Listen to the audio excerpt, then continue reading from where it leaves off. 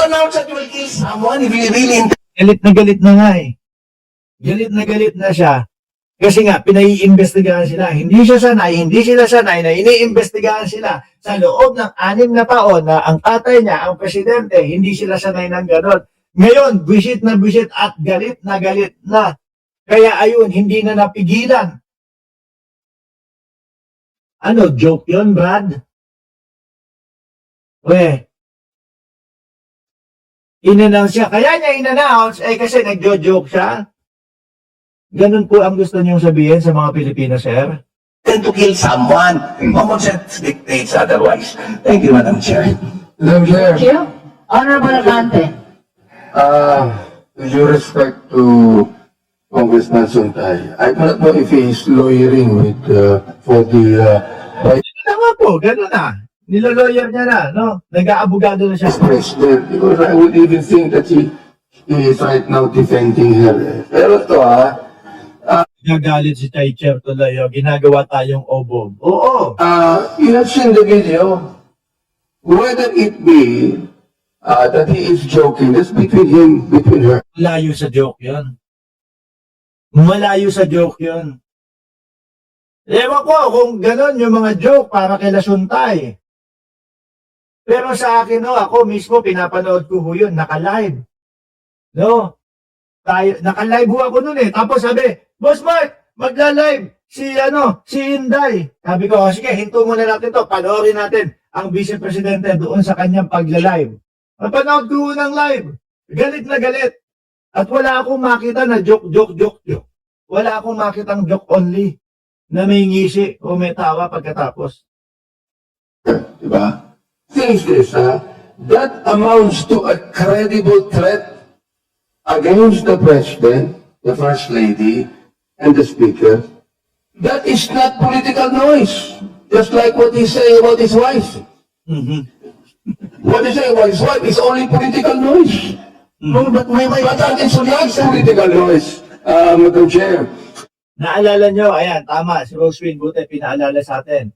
3 beses o 2 beses sinabi ng Vice Presidente pagkatapos nung sinabi na yon. Ano sabi ng Vice Presidente?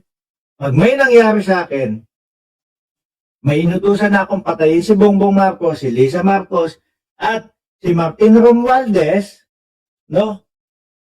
No joke. No joke. No joke. No joke. With yung itsura ng kanyang pagmumuka na sobrang seryoso. That is a red flag for national stability and constitutional order. Why?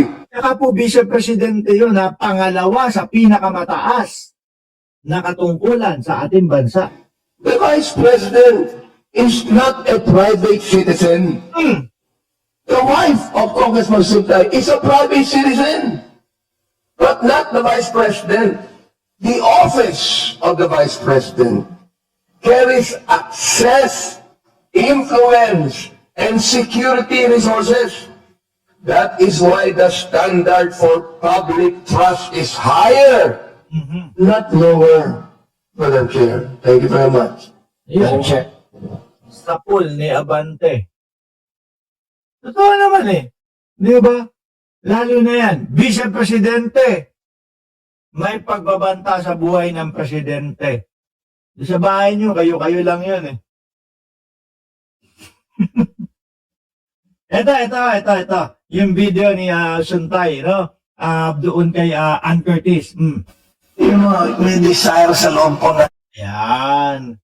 Kasi kung saan mapupunta na hotel, baka awayin pa ng asawa to pag uwi eh.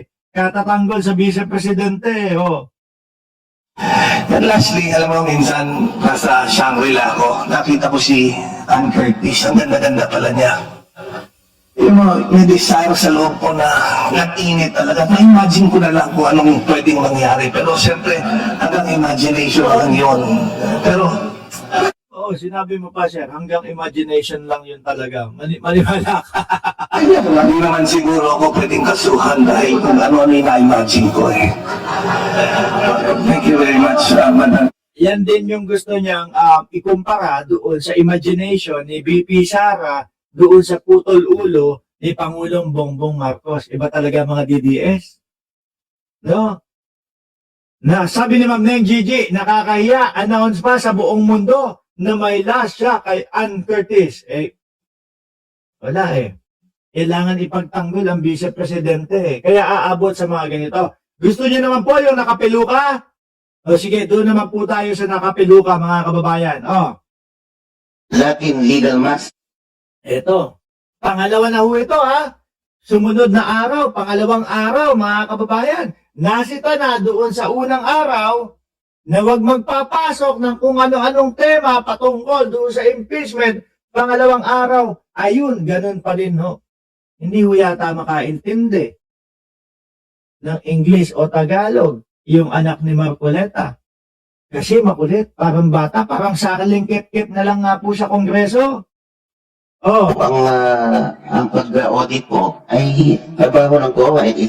Kasi meron po tayong Latin legal maxim. Potestas delegata non delegari. Delegated The powers Honorable should not be Marcoleta delegated further. is reminded to confine the manifestation to the subject matter of the impeachment Opo, proceedings. this is pertaining to the... This is not about Quadcom. This is the impeachment proceeding on the 2 complaints against the Vice President. Please Alam nyo, mga kababayan, ngayon mapapaisip tayo. Bakit gusto ni Marcoleta kapag ka nagdedebate o nakikipagdebate? Yung matandang Marcoleta, pag nakikipagdebate, kailangan lahat. Walang bearing, walang wall, o walang kahit na anong bawal. Para ganyan. No? Para kapag ka wala silang mailagay o wala silang maisagot doon sa mismo mga pinag-uusapan, tatalon kung saan-saan, magpapasok, mag-i-inject ng kung ano-anong wala naman doon sa pinag-uusapan. Yan o yun Ganyan yan Kagaya ng mga DDS dyan, di ba, Tina B? Yung mga DDS, eto, 35 minuto na ako nagsasalita dito.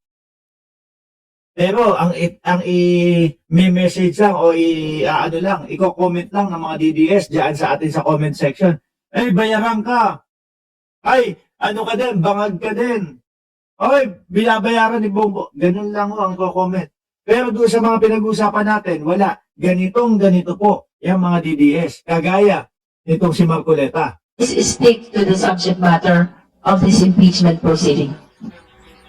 But the envelope, yung opening the envelopes, hindi po ba may If you kilala? have concerns about the proceedings of Quadcom, perhaps you should address it in the other forums, but not in the impeachment proceedings. O ginugulo lang.